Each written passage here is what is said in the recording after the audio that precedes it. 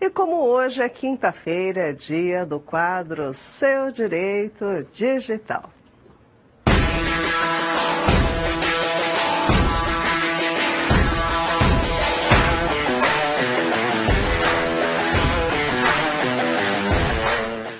E hoje, com a presença ao vivo dele, Leandro Alvarenga. Boa noite, querido. Bem-vindo novamente. Boa noite, Marisa. Boa noite a todos de casa. Espero que estejam todos bem, Marisa.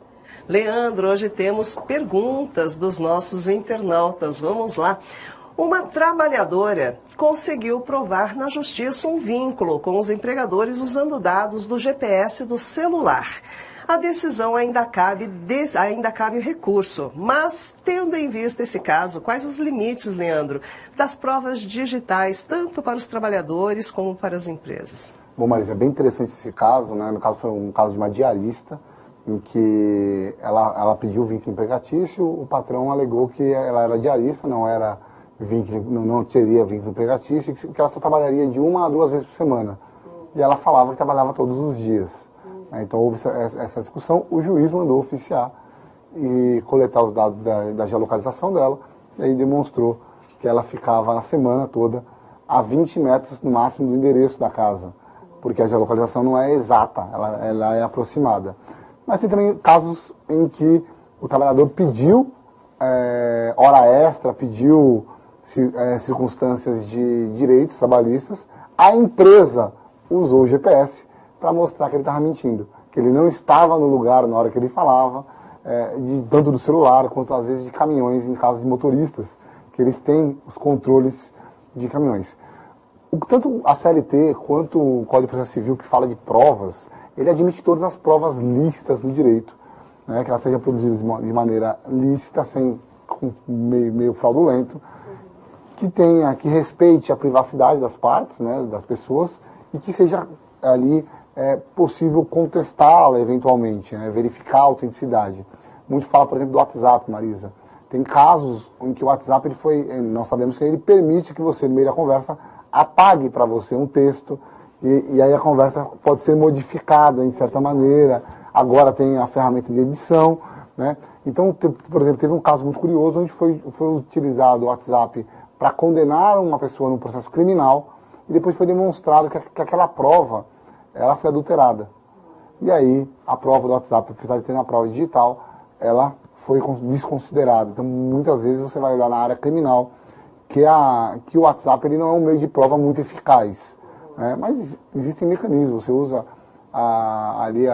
você vai ao cartório e certifica que aquelas conversas não foram adulteradas. Você tem como fazer a checagem pelos dois celulares dos dois interlocutores para ver se as mensagens estão iguais. Então existem mecanismos de validação, né? O importante é que a prova seja lícita, Marisa, e que tenha como você auditá-la para verificar se ela não foi adulterada. Por quê? Porque se houver uma impugnação da prova, quem está apresentando vai ter que mostrar que aquela prova é lícita. E quem está impugnando vai ter que mostrar que ela é ilícita. Toda prova, não importa qual seja, ela pode ser impugnada, até uma certidão de cartório, né? Infelizmente, num país longínquo, alguns cartórios fazem coisas erradas, né? E naquele país longínquo, onde eles fazem as coisas erradas, acabam lavrando certidões que não são lícitas, não estão de acordo com a lei, e num primeiro momento, por ele ter fé pública, ela é válida, mas você consegue anular até essas certidões, demonstrando que o cartório não agiu com o respeito à lei, né? Mas isso acontece em outros países, né, Marisa? Não aqui no Brasil.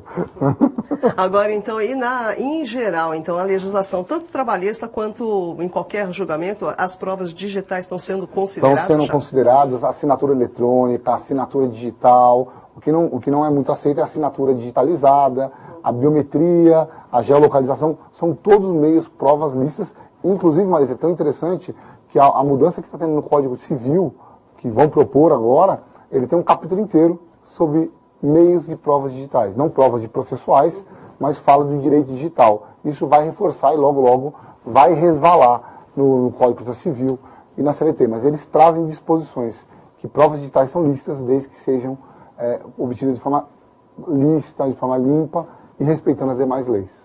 Tá certo, interessante. Bom, e agora uma dúvida da Andréia. Ela diz assim: operadoras me ligam e oferecem descontos para adquirir um pacote de TV mais celular com desconto.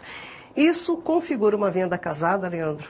Vamos lá, Marisa. Segundo o Código de Defesa do Consumidor, a venda casada é caracterizada quando você é obrigado ou é induzido a adquirir 2 produtos. Então, eles impedem você que você faça a aquisição de um só.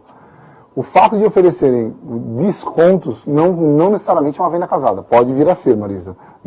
Pode vir a ser se você tentar contratar um dos produtos sem o outro e você for impedido. Aí isso é uma venda casada. Agora, falar que, olha, eu vou contratar 2 produtos e por estar pagando por 2 produtos eu vou pagar menos pelos 2, ok, isso não é ilegal, Marisa. Tá certo, tá respondido. Bom, e depois da Netflix, outros streamings podem fazer o mesmo movimento. Veja só, banir o compartilhamento de senhas. As empresas devem garantir que o consumidor consiga acessar a plataforma fora de casa, Leandro? Vamos lá, Marisa. Essa é uma pergunta mais complexa, né? Nós vimos a polêmica da Netflix. A Netflix até alterou a sua política dentro dela. Ela coloca, se você entrar no FAQ dela, ela coloca as condições para você acessar fora de casa. A desculpa da Netflix, criada inicialmente, foi para que ela estaria fazendo isso para evitar invasões e roubos de senha, então a proteção do usuário. Né? Mas a gente sabe que no fundo também tem um lado financeiro, que é para impedir o compartilhamento efetivo de senhas, né? Que pelo regulamento, que é o contrato, né, que faz parte da contratação, ela é proibida. Mas sim, a Netflix e os streamings têm que garantir o funcionamento em qualquer lugar. Né? A questão é a discussão daquela situação de habitualidade.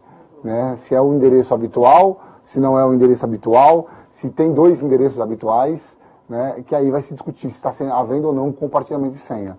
Mas, em tese, até a própria Netflix, ela garante que você use o sistema dela fora do país. Numa viagem, você consegue usar. Né? Ela fala que talvez você tenha algum tipo de limitação, como, por exemplo, naquele país vai ter um filme que aqui não vai ter. Lá, talvez, dependendo do país, você não consegue fazer download, porque você, a partir do momento que está em outro território, você tem que seguir as leis daquele território e as políticas da empresa daquele território. Né? Mas, sim, os streamings têm que garantir, porque isso é, na verdade, a justificativa de ter o streaming. Você assistir em qualquer lugar, no seu móvel, isso faz parte do contrato. Então não há como haver esse impedimento, mas havendo a identificação efetiva de compartilhamento de senhas, aí eles podem rescindir o contrato. Porque normalmente, né, eu estou falando de todos, que eu não tenho todos os streamings, mas normalmente tem essa proibição no contrato, e aí se o consumidor aceita aquele contrato e essa cláusula não for considerada abusiva, ele pode sim haver ali a rescisão contratual. Tá aí, respondido. Bom, mais uma grande participação de Leandro Alvarenga. Muitíssimo obrigada, Leandro. E temos mais na próxima quinta-feira. Com certeza, Marisa. Uma boa noite para você, uma boa noite a todos de casa. Aguardo suas perguntas semana que vem. Fique com Deus e até a próxima. É isso aí, pessoal. Vocês já sabem, não é? Toda quinta-feira, Seu Direito Digital, aqui com Leandro Alvarenga. Para participar, basta deixar a sua dúvida nas redes sociais do Olhar Digital com a hashtag Seu Direito Digital. Semana que vem tem mais.